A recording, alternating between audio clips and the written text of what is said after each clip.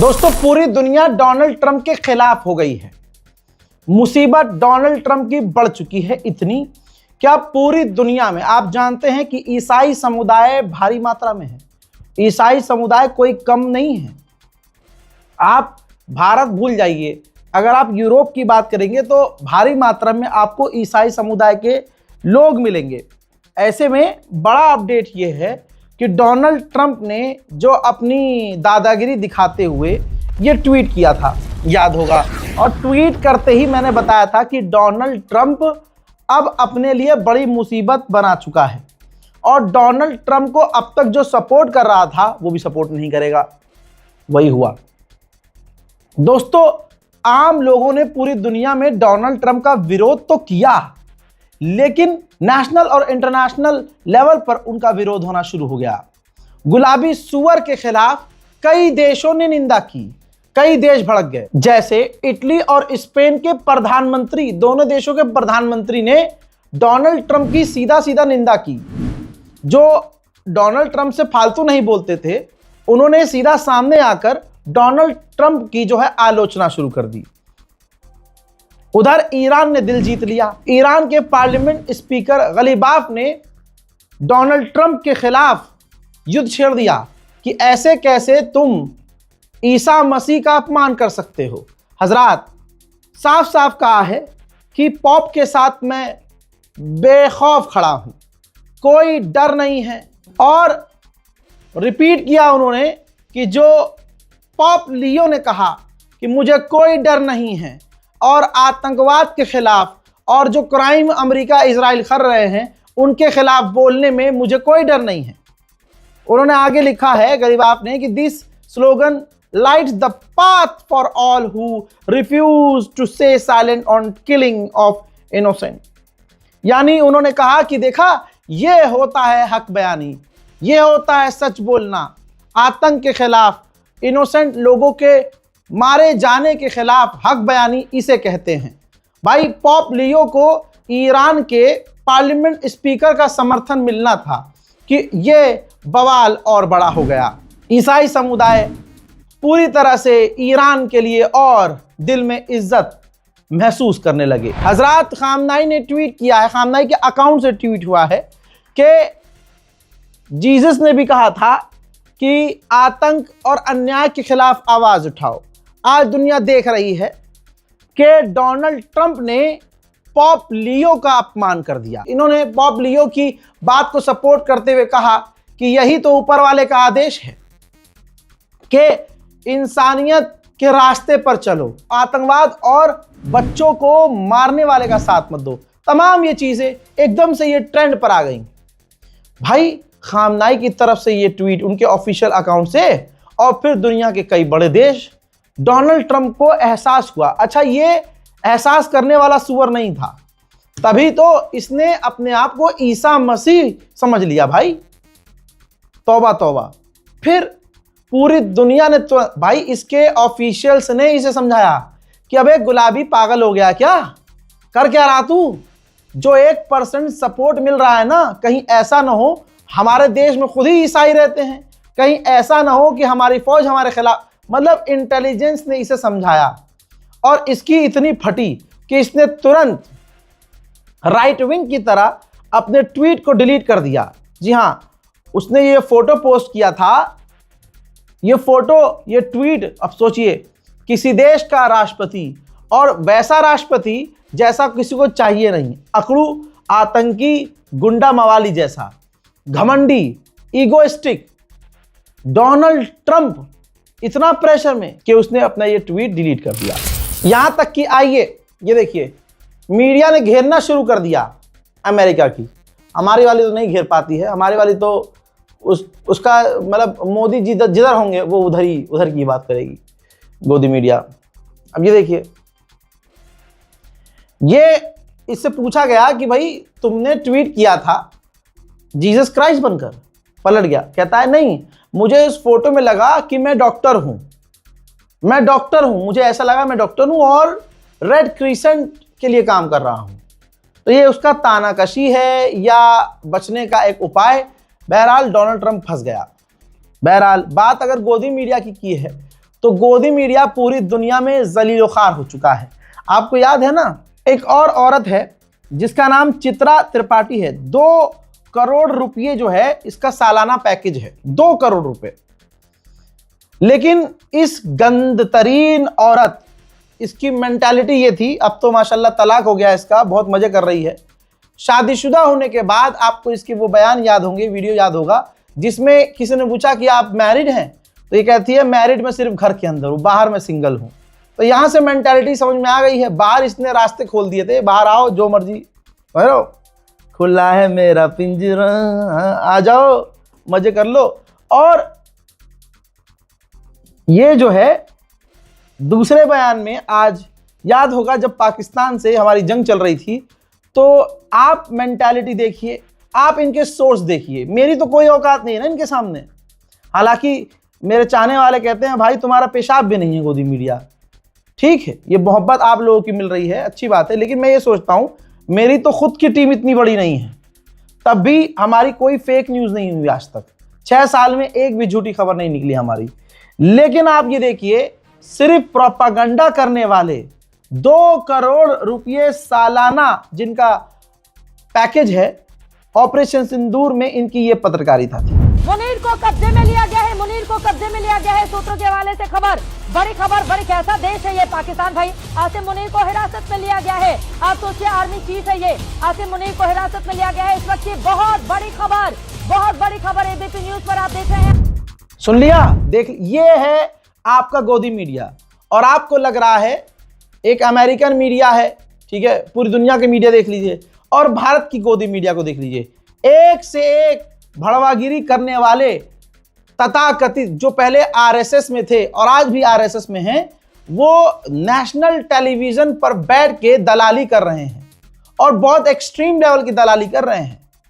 हाल ये हो गया है इस मुल्क का कि अब मैं क्या बताऊं आपको, ये राहुल गांधी को अशोक श्रीवास्तव है ना, ऊंची जाति है, आपको पता है हमारे देश में जातिवाद कितना है, सरकारी चैनल पर बैठकर दलाली कैसे कर रहा है। ये सावरकर जो माफी वीर है, उसके लिए नेशनल टेलीविजन पर ऐसा भौंका है, सावरकर के समर्थक में कोई क्या भौंकेगा। और यहां इसकी औकात आपको दिख जाती है। ऐसा नहीं है कि ये मुसलमान समझ रहा है। आजकल के अल्लाह का शुक्र है डिजिटल मीडिया प्लेटफॉर्म है, जिसकी वजह से आज हमारे हिंदू भाई भी इस चीज को समझ रहे हैं कि भाई ये क्या चल रहा है, भाई इसे पत्रकारिता कहते हैं। लेकिन शर्म आनी चाहिए कांग्रेस को कि राहुल गांधी को नेशनल टेलीविजन पर क्या क्या इस भांडगिरी करने वाले पत्रकार ने बोला, तथाकथित पत्रकार, लेकिन एक भी एफआईआर कांग्रेस की पार्टी ने नहीं की है।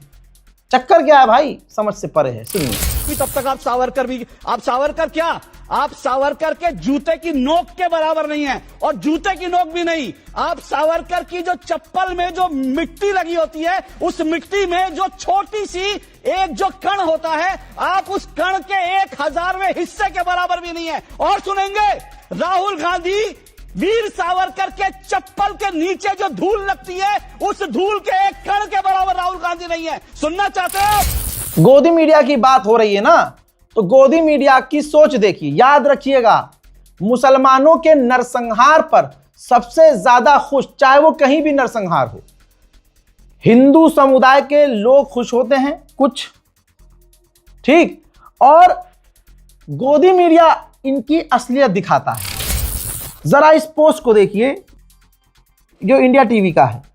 ज़ायनिस्ट इजराइल ने 2000 से ज्यादा इंसानों की हत्या कर दी, और रजत शर्मा का इंडिया टीवी उस खबर को चटखारे लेकर लिख रहा है कि गदर, कत्लेआम को ये गदर लिख रहा है।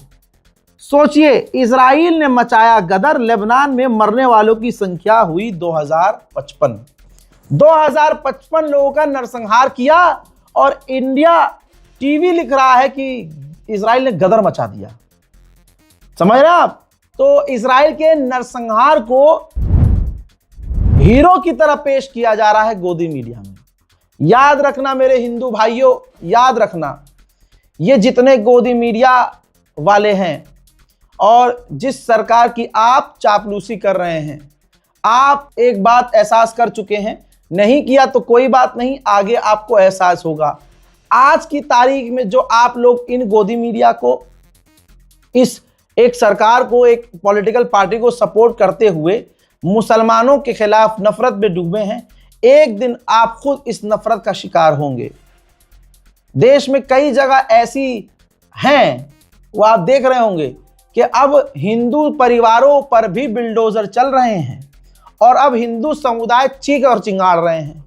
कल तक जो बिल्डोजर देखकर खुश हुआ करते थे क्योंकि वो बिल्डोजर मुसलमानों के घरों पर चल रहा था, आज वही सब रो रहे हैं लोग, क्योंकि अब वही बिल्डोजर उनके घरों पर चल गया है, उनके बाजार दुकानों पर चल गया है। इसीलिए कहते हैं कोई भी मजहब हो, कभी मजहब मत देखो, किसी के ऊपर अन्याय हो रहा हो, यही प्रभु श्री राम कहते हैं कि अगर किसी पर अन्याय हो रहा हो तो तुम न्याय का साथ दो, जालिम के खिलाफ रहो। हर मजहब यही, यहूदियों को छोड़कर हर मजहब यही सिखाता है कि आप जुल्म के खिलाफ खड़े हों। अगर आप जालिम के साथ खड़े होंगे तो जालिम की छड़ी एक बार आपके भी चूतड़ों को लाल करेगी। आज की तारीख में डोनाल्ड ट्रंप पर कोई भरोसा नहीं कर सकता है और न कर रहा है, लेकिन आप सोचिए, आप अगर अपनी इज्जत बचाना चाहते हैं तो आज की तारीख में अगर गलती से भी डोनाल्ड ट्रंप के समर्थक हैं तो दूर हो जाइए डोनाल्ड ट्रंप से। एक बार फिर से ये दुनिया के सामने आया और कह रहा है कि ईरान तड़प रहा है, परेशान है, वो हमसे कांटेक्ट करने की कोशिश कर रहा है। यानी इजिप्ट, तुर्की और पाकिस्तान चूह हैं और ये ज्यादा समझदार हैं। अरे मीडिएटर्स लगातार कोशिश कर रहे हैं कि सीज फायर एक्सटेंड हो जाए, दोबारा बातचीत हो जाए। गुलाबी सुअर चुंदी आंखें लेके आता है, वो हमसे कांटेक्ट करने की कोशिश कर रहे हैं। अरे ईरान भूल जाता है क्या? मुझे लगता है इसको गजनी वाली प्रॉब्लम है। 2 झापड़ मारा जाता है, फिर 2 घंटे बाद भूल जाता है कि मुझे किसी ने मारा है। ट्रम्प ने एक बार फिर से, आदत का बेचारा है, मतलब मुझे तो तरस आ रहा है इस पे कि अपनी इज्जत की धज्जियां उड़वा रहा भाई ये। दोस्तों, इसने आगे धमकी दी है कि अगर ईरान अपने आप अपना एनरिच यूरेनियम हमें दे दे तो अच्छी बात है, और अगर अपना एनरिच यूरेनियम वो हमें नहीं देगा तो हम जाकर खुद ले लेंगे। हंस बात मिल लीजिएगा, खबर सुनिए। इसकी बात ही ऐसी है कि अब हंसी आती है। कह रहा है कि ईरान स्ट्रेट ऑफ हॉर्मुज के जरिए दुनिया को धमकाना बंद कर दे।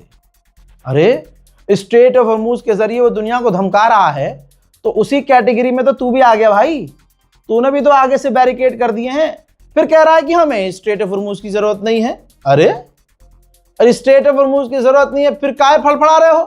कह रहा है कि स्ट्रेट ऑफ हॉर्मुज की जरूरत दूसरों को है, हम तो तेल, गैस, ईंधन खूब बनाते हैं, हमें किसी चीज की कमी नहीं है। अबे तो भाई कहना क्या चाह रहा है भाई तू? तुझे स्ट्रेट हॉर्मुज कल तक चाहिए था। कल तक ये गुलाबी सुअर कह रहा था कि स्ट्रेट ऑफ हॉर्मुज खुलवाने के लिए हम दुनिया से मदद मांग रहे हैं। आज हराम का जाना कह रहा है कि स्ट्रेट ऑफ हॉर्मुज बंद करवाने के लिए हम दुनिया से मदद मांग रहे हैं। ना कल दुनिया ने इसका साथ दिया, ना आज दुनिया का कोई एक देश स्ट्रेट ऑफ हॉर्मुज में बैरिकेड करने के लिए इसके साथ आया है। बेचारा कितना यको-तन्हा है गुलाबी सुअर। सुअर अक्सर अकेले ही रह जाते हैं। जो देश अभी तक ईरान का साथ नहीं दे रहे हैं उनको ईरान का साथ देना चाहिए। डोनाल्ड ट्रंप ने आगे कहा है कि ईरान की जंग जब खत्म हो जाएगी, ईरान की जब लड़ाई खत्म हो जाएगी तो हम इसके बाद क्यूबा जाएंगे। यानी इसकी जो सोच है बुढ़े की, बस कब्जा करने की है।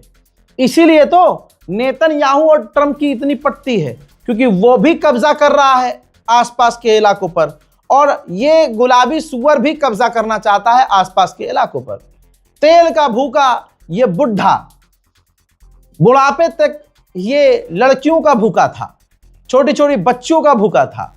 एप्स्टीन फाइल में हवाई नाम नहीं है इसका।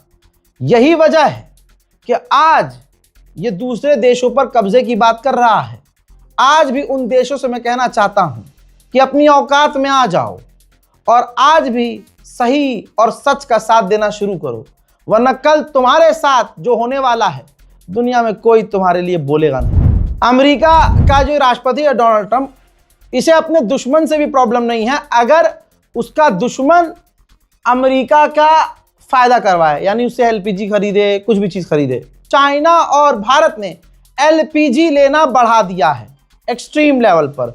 भले ही चाइना का और अमेरिका का टकराव और विवाद है, जैसा मैंने कहा अमेरिका को फायदा होगा तो वो अपने दुश्मन से भी ट्रेड करेगा। मोहतरम हजरात, दूसरी तरफ एक बड़ा अपडेट है आपकी स्क्रीन पर। अमेरिका के पास एक एडवांस और नई तरह की मिसाइल थी जिसका नाम था PRSM। बहुत कम थी क्योंकि उसने ताज़ी बनाई थी, नई तरह की मिसाइल थी।